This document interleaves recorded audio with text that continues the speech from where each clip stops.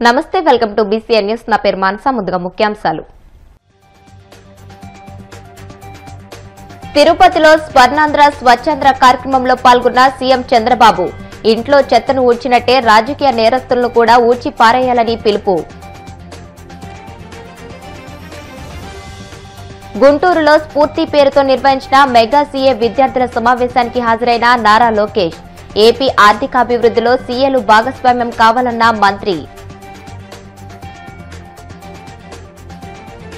NTR trust తలసేమియాతో పాటు చాలా సేవా కార్యక్రమాలు చేస్తుందన్న నారా భువనేశ్వరి తలసేమియాపై ప్రజల్లో చైతన్యం కల్పించడమే లక్ష్యమని స్పష్టం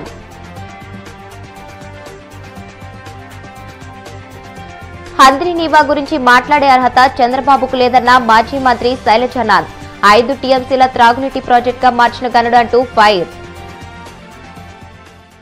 తిరుపతిలో స్వర్ణాంధ్ర స్వచ్ఛాంధ్ర కార్యక్రమంలో ముఖ్యమంత్రి చంద్రబాబు కీలక ప్రసంగం చేశారు. ముందుగా కార్యక్రమంలో పాల్గొని స్వర్ణాంధ్ర స్వచ్ఛాంధ్ర కార్పొరేషన్ ఏర్పాటు చేసిన స్టాల్స్ పరిశీలించారు. ఏపీని స్వచ్ఛాంధ్రగా మారుస్తూ అనేక అవార్డులు సాధిస్తున్నామని చంద్రబాబు సంతోషం వ్యక్తం చేశారు.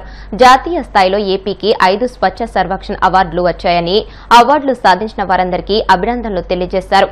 పర్యావరణాన్ని కాపాడుకుందాం, ప్లాస్టిక్ భూతాన్ని తరిమేద్దామని పిలుపునిచ్చిన చంద్రబాబు ప్లాస్టిక్ ఎక్కువగా వాడితే క్యాన్సర్ వచ్చే అవకాశం ఉందని అన్నారు. సింగిల్ యూజ్ ప్లాస్టిక్ ఎంతో ప్రమాదకరమని చెప్పారు. 120 మైక్రాన్ ఉన్న కవర్లను పూర్తిగా నిలిపివేద్దామని అన్నారు. ఏపీలో పేరుకుపోయిన చెత్తను అక్టోబర్లోగా శుభ్రం చేస్తామన్న చంద్రబాబు ఏపీ స్వర్ణాంధ్రప్రదేశ్ గా మారాలంటే స్వచ్ఛాంధ్రప్రదేశ్ గా మార్చాల్సిన అవసరం ఉందన్నారు. అమరావతిలో క్వాంటమ్ వ్యాలీ నిర్మించి ఏఐని అభివృద్ది చేస్తామని క్వాంటమ్ వ్యాలీకి చిరునామాగా అమరావతి మారుతుందని చంద్రబాబు అన్నారు. నాలుగోసారి ముఖ్యమంత్రిగా అయ్యానంటే ఇక్కడుండే వెంకటేశ్వర స్వామి ఆశీస్సులు మీ అందరి సహకారం అని మరొకసారి విజ్ఞప్తి చేస్తున్నాను. నేను ఇప్పుడు కాదు, ఇంత మునుపు కూడా ఒకటే ఆలోచిస్తూ వచ్చాను. ఎక్కడ చూసినా పరిశుభ్రంగా ఉండాలి, పచ్చదనం ఉండాలి. పర్యావరణాన్ని మనం కాపాడుకుంటే మన జీవితాల్లో ఆనందం ఉంటుంది, మనకు సమస్యలు లేకుండా ముందుకు పోయే పరిస్థితి వస్తుంది. అందుకే మళ్ళీ ఈసారి నేను ఏపీ ముందుండాలని స్వచ్ఛ ఆంధ్రప్రదేశ్ కార్యక్రమాన్ని 3వ శనివారం నిర్వహిస్తున్నాం. ఈరోజు నేను ఒకే మాట చెప్పాను, మీరు రోజంతా చదువుతున్నారు, 3వ శనివారం చదవకుండా మీ పరిసరాల్ని పరిశుభ్రంగా పెట్టుకుంటూ ఎక్కడా చెత్త కాగితాలు వేయకుండా వేసిన కాగితాలు కూడా వేరేసి చెత్త బుట్లో వేసే కార్యక్రమానికి శ్రీకారం చుట్టాలి. మనం దేవాలయానికి గౌరవిస్తాం, దేవుడికి గౌరవిస్తాం. ప్రతి ఒక్క ఇల్లు కూడా ఒక దేవాలయంగా తయారు కావాలి, ప్రతి ఒక్క ఊరు కూడా ఒక దేవాలయంగా ఉండాలి. స్వచ్ఛందంగా స్వచ్ఛతతో ముందుకు పోవాలి, చెట్లు పెట్టాలి, ఆహ్లాదకరమైన వాతావరణాన్ని మనం క్రియేట్ చేసుకోవాల్సిన అవసరం ఉంది. నేను ఒకటే మిమ్మల్ని అందరినీ కోరుతున్నా, ఇక్కడుండే వాళ్ళందరం కూడా స్వర్ణాంధ్రప్రదేశ్ కావాలనా లేదా తమ్ముళ్ళు అని మిమ్మల్ని అడుగుతున్నా. ఇప్పుడుండే పేదరికంలో చాలిన ఆదాయంతో మనం ఇబ్బందులు పడవలసిన అవసరం లేదు. అందుకే నేను పిలిపించాను, మా యువత సమర్థవంతమైన యువత, ఈ పిల్లలు తెలివైన పిల్లలు, మిమ్మల్ని బాగా చదివిస్తే ప్రపంచాన్ని జయించే శక్తి తెలుగు జాతి పిల్లలకు ఉందని మరొకసారి విజ్ఞప్తి చేస్తున్నా. మన భవిష్యత్తు బాగుండాలంటే మనలో కూడా ఒక చైతన్యం రావాలి. The institute of chartered accounts of India అన్నది భారతదేశ మేధోశక్తికి వెన్నెముక్క లాంటిదని ఐసీఏఏ స్థాపించి 76 సంవత్సరాలు నిండినా ఆ సంస్థ ఇప్పటికీ నవ్యోత్సాహంతో ఉందని, ఇది భారతదేశంలో అతిపెద్ద సంస్థగా మాత్రమే కాదు ప్రపంచంలోనే అతిపెద్ద అకౌంటింగ్ పవర్ హౌస్ గా ఉందని మంత్రి నారా లోకేష్ పేర్కొన్నారు. గుంటూరు బండ్లమూడి గార్డెన్స్ లో ఐసీఏఐ గుంటూరు చాప్టర్ ఆధ్వర్యాన స్ఫూర్తి పేరుతో నిర్వహించిన మెగా సీఏ విద్యార్థుల సమావేశానికి మంత్రి లోకేష్ ముఖ్య అతిథిగా హాజరయ్యారు. ఈ సందర్భంగా ఆయన మాట్లాడుతూ ఐసీఏఐ ప్రపంచంలోనే అత్యంత గౌరవనీయమైన విశ్వసనీయ సంస్థగా గుర్తింపు పొందిందని అన్నారు. ప్రపంచంలో ఫోరెనిక్స్ అకౌంటింగ్ ప్రమాణాలతో పనిచేస్తున్న మొట్టమొదటి సంస్థ ఐసీఏఐ అని పేర్కొన్నారు. Go out. As all of you conquer the world, there is greater responsibility to maintain our integrity and ethics. That is one thing that you acquire over a period of time. And in your journey, what I call is life. This is a very, very important thing. So I would request all of you to really, really think about this as you go about conquering the world. You know, ICAI is India's intellectual backbone. It has now turned almost 76 years old. As Sir said, I stand corrected. You are the largest accounting powerhouse in the world. You are also the most respected and recognized one. And I believe you are one of the very first to also adopt forensic accounting standards. I'd like to share some very interesting statistics. 10 lakh students appear for this exam. I've enlisted, and close to 2 lakh students appear for this exam twice a year. Now the strength of your entire organization is almost close to 4 lakh members and 54 overseas chapters. So wherever there is business, there is Bharat. And wherever there is Bharat, there is ICAI behind it. And to my surprise, when I was preparing for my speech, and to my surprise, I realized that Guntur is the CA factory of India.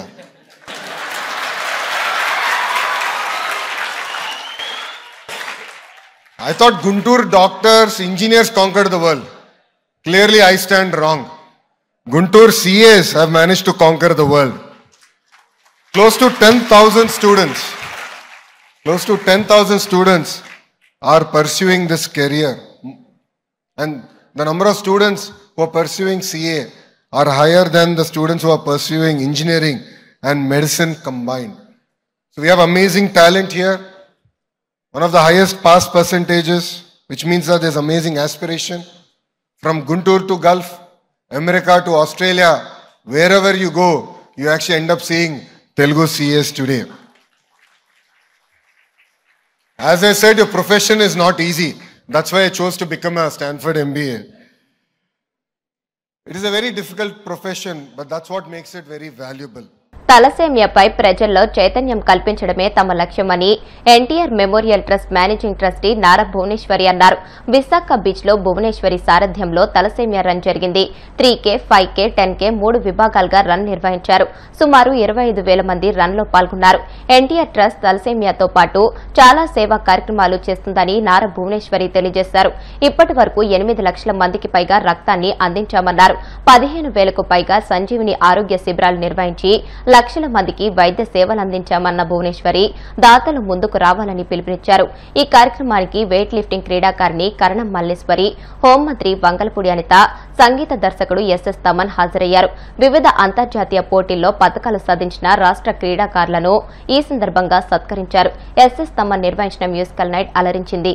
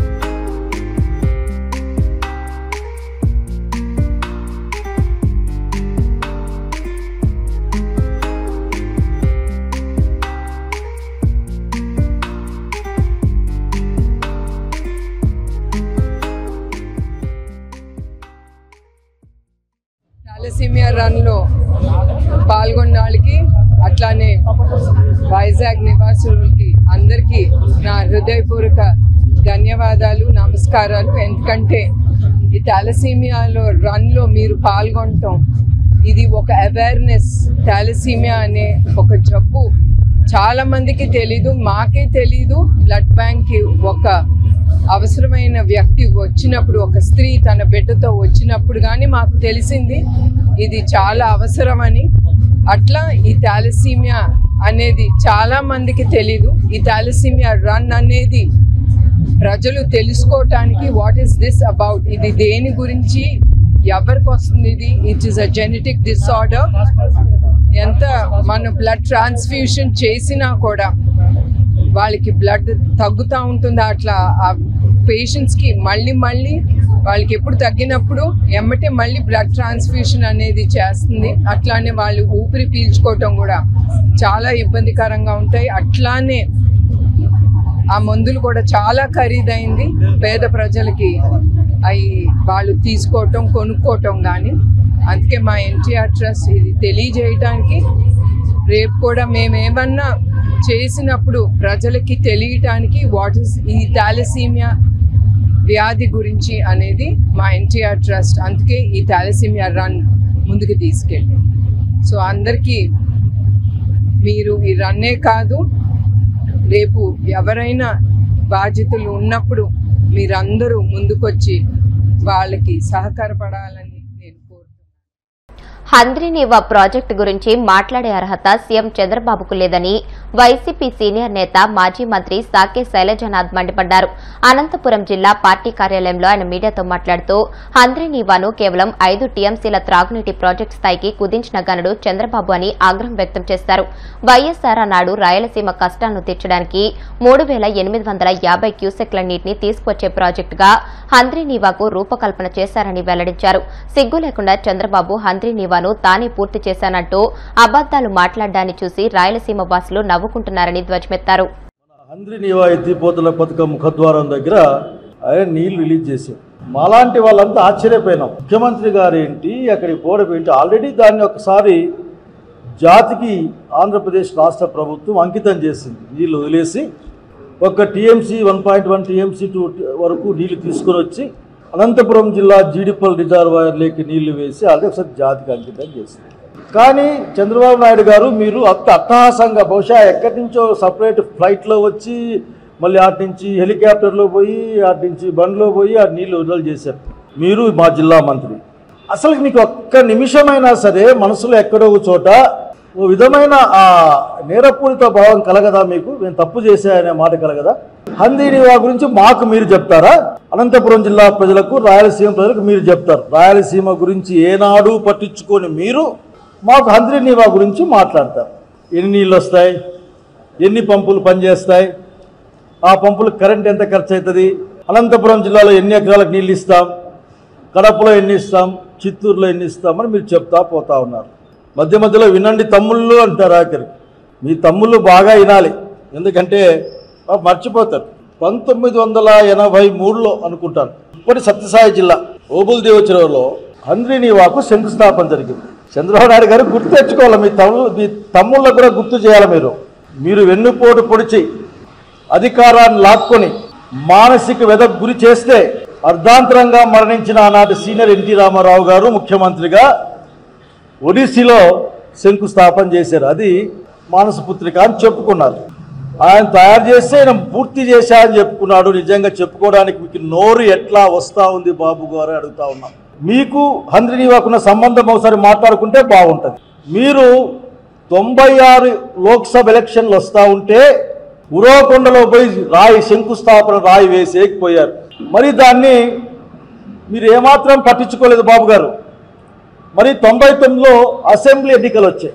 మరి ఇంకా అది వల్ల ఉరవకొండలో చేస్తే బాగుండదు కదా, కాబట్టి ఆత్మకూరు దాకా అట్లా వచ్చేసి ఒడ్డుపల్లి దగ్గర మళ్ళీ ఇంకొక రాయేశారు. ఈ మధ్యలో జరిగిన దుర్మార్గమైన అనంతపురం జిల్లా లేక రాయలసీమ వాసులకు మీరు చేసిన మోసం గురించి మాట్లాడుకుందామా? 40 టీఎంసీల సాగునీటి పథకంతో మొదలైన హంద్రీనీవా మీరు రాయేసింది, మీరు ఒడ్డుపల్లి దాకా నడుచుకొని హెలికాప్టర్లో వచ్చేలోగా అది 5 టీఎంసీల సాగునీటి పథకంగా మారిపోయింది.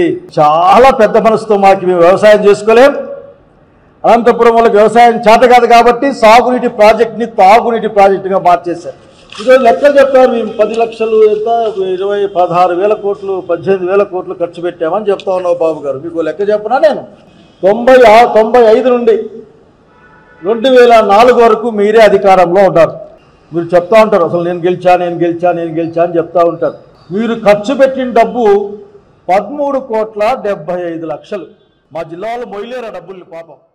ఇప్పుడు కాసేపు ప్రకటనలు.